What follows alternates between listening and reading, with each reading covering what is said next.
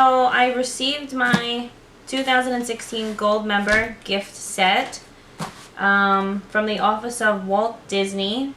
The 2016 D23 Member Gift is a first-of-its-kind collection inviting Gold members to celebrate the return of Walt Disney's office suite to his Burbank studio lot. Thoughtfully selected from the Walt Disney Archives, 23 meticulously reproduced treasures combine to trace Walt's path from America's heartland to the world stage. The mementos range from monumental, a game-changing telegram, a Disneyland preview pass, to personal and internal memo, a holiday greeting card, reflecting the remarkable breadth of Walt's interests and achievements while defining his dynamic legacy. Okay, this is sent to all D23 Gold and Gold family members who join or renew from January 1st through December 31st, 2016. I'm going to go open the box with you guys and start reading to you exactly what they are.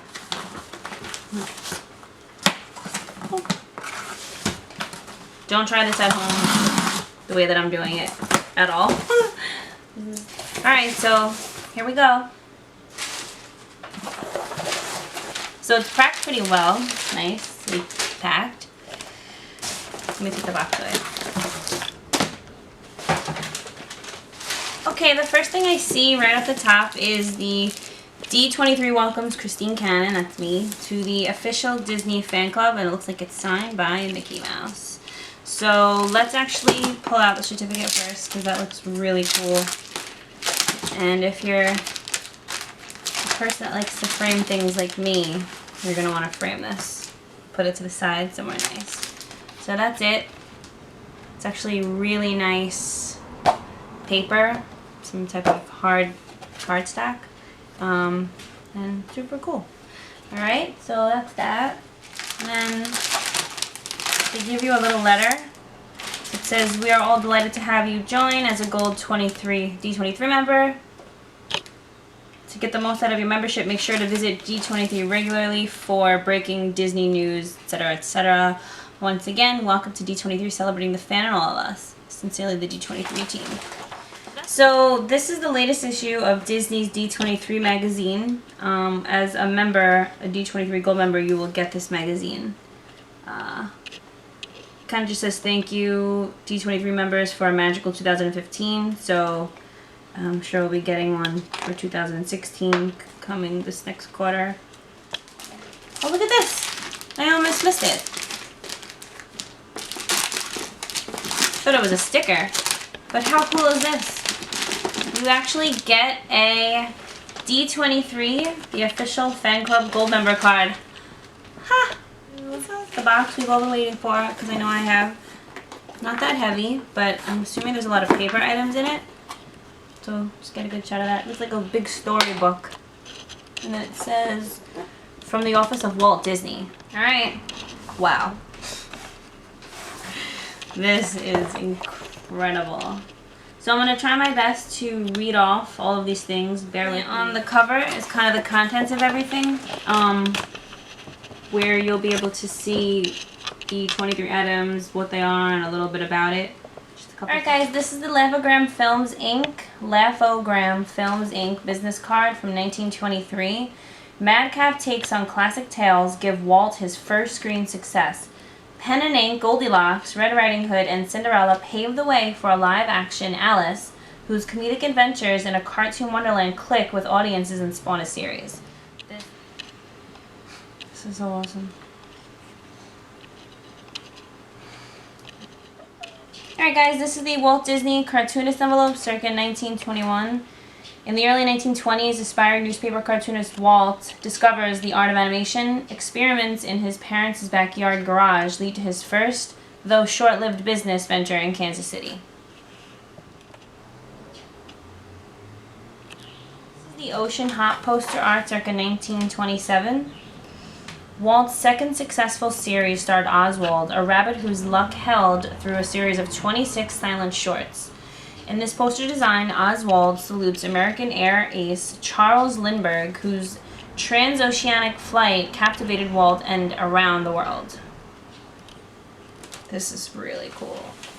Oswald the Lucky Rabbit, the Oceanic Hop. A Winkler production by Walt Disney. This is actually one of his sketches, but they do it in order, you know?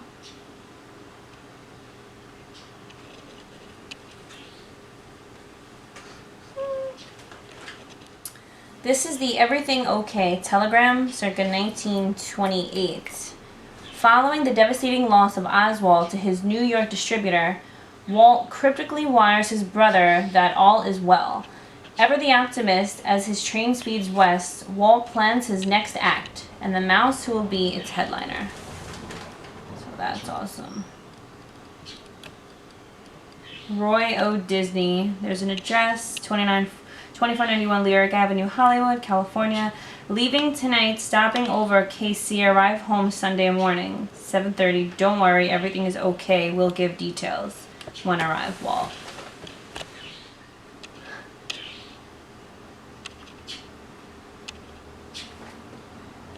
Alright, this is the Disney Studio letterhead circa 1930. Walt Disney Studio on Hyperion Avenue grows steadily as the triumph of Steamboat Willie allows Walt and his artists to establish and refine animation with an emphasis on storytelling and personality.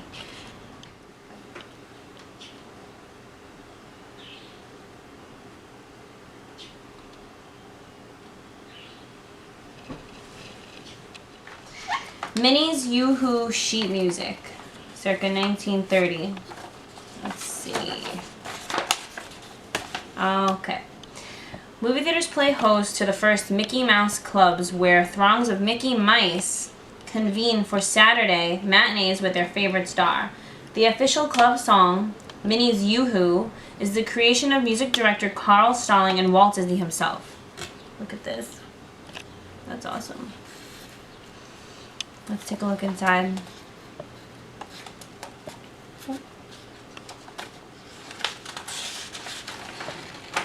Wow. Mickey Mouse theme song, Minnie's Yoo-Hoo.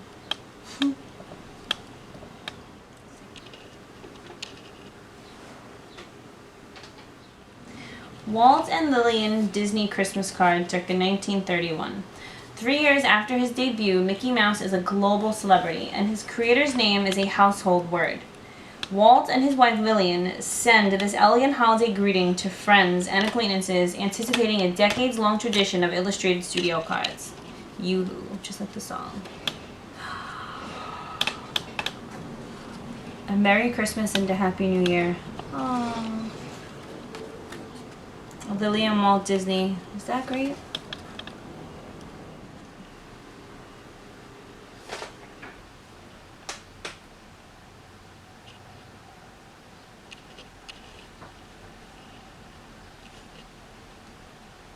Silly Symphony's film industry trade ad from 1932. Pushing established boundaries, the Silly Symphonies explore music and color in vibrant and unexpected ways.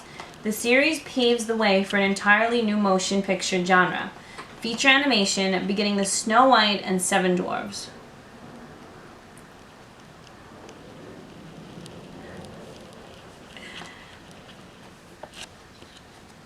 This is fantastic. Let's just see another on the back. God, this is cool.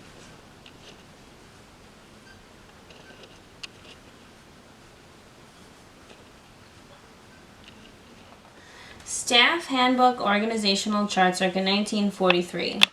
At his bustling new studio in Burbank, Walt's creative team expands. New arrivals learn that the friendly atmosphere originates from their famous boss, who insists on being addressed by his first name, Walt.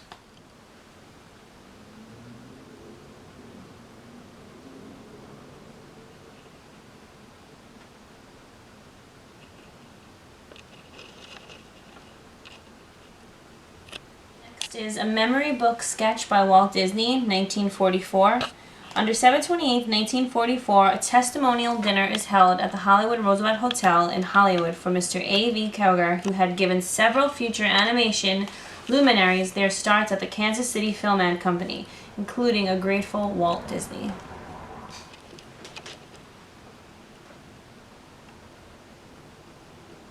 Okay, this is a London train shop receipt from 1949. Miniature railroad enthusiast Walt Disney eyes an engine for his backyard layout, as does designer Harper Goff. Walt gets the train, but Harper gets a job that will make him a Disney legend. Let me just take a look at that. This actually reads August 8th, 1949. It was really great.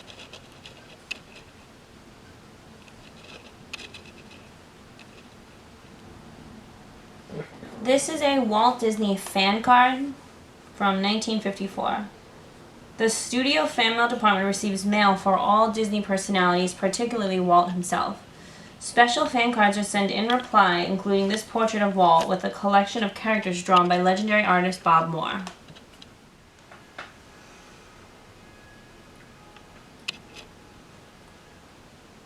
Walt's Mickey Mouse Club Notes from 1954.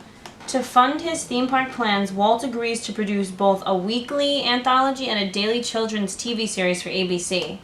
The groundbreaking Mickey Mouse Club features a talent showcase, history, current events, and naturally, Disneyland fun.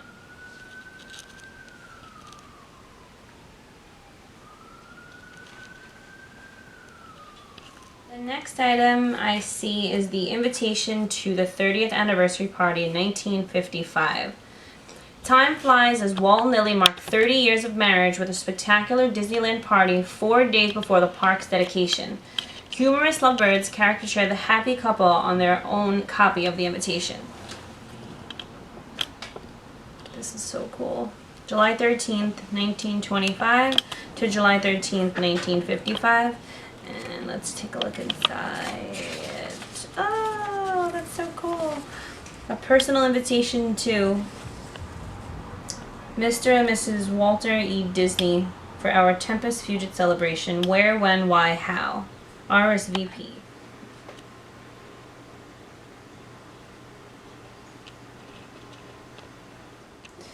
Disneyland Press Preview Pass, 1955. While the nation watches on live television, Walt hosts the invitational opening of his original Magic Kingdom on July 17, 1955. Disneyland becomes every child's vacation goal and welcomes its 1 millionth guest in less than 2 months. Sunday, July 17, 1955, invitational press preview and dedication of Disneyland, Anaheim, California, Admit 1. Wow.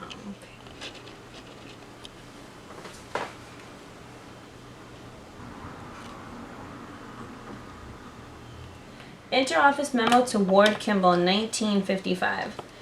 Director animating Ward Kimball, who had helped fan the flames of Walt's love for trains, receives the title of Honorary Vice President of the new Santa Fe and Disneyland Railroad and, most importantly, a pass to enjoy its scenic route around the park. Dear Ward, though you might like to be an honorary vice president of the Santa Fe and Disneyland Railroad, your pass to ride the train at Disneyland is enclosed. This is also entitles you to ride in the cabs of any of the locomotives.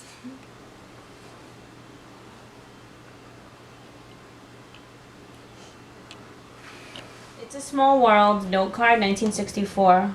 Walt's salute to children everywhere, It's a Small World, is one of 4 Disney exhibits showcased at the 1964 to 65 New York World's Fair. Visitors can aid its sponsor, UNICEF, by purchasing this and other Mary Blair art cards beneath the landmark Tower of the Four Winds.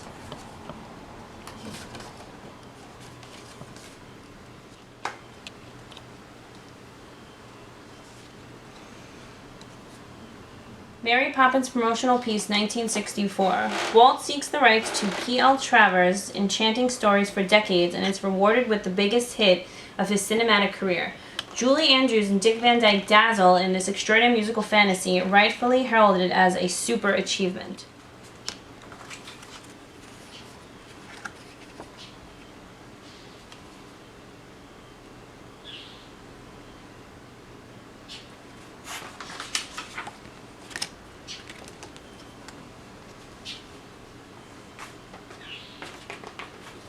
postcard of Walt's plane from 1964. Actively enjoying the perk of a company plane, Walt follows two earlier Beechcraft models with this sleek Grumman Gulfstream, which is used for travel and to scout land parcels in Florida. Walt Disney Productions Pass from 1966. Visitors to Walt's 44-acre lot in Burbank find a charming campus-like environment, much the same as when it was built in 1940. Stages and backlot streets are later additions to this community of collegial creativity where anything is possible.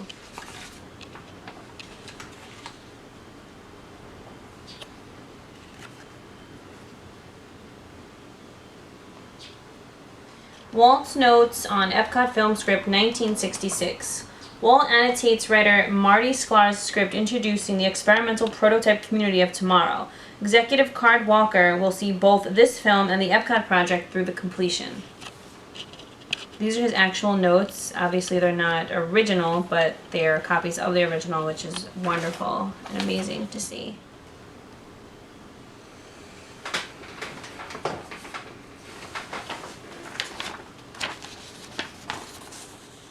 Last but not least, this is Walt Disney's autograph. Increasingly, Walt is recognized while roaming Disneyland, and to avoid gathering crowds while still accommodating autograph requests, takes to carrying pre-signed paper in his pockets. He quickly hands a sheet to a requester, then hurries on his way. Oh, okay. Interesting. At least everybody gets an autograph.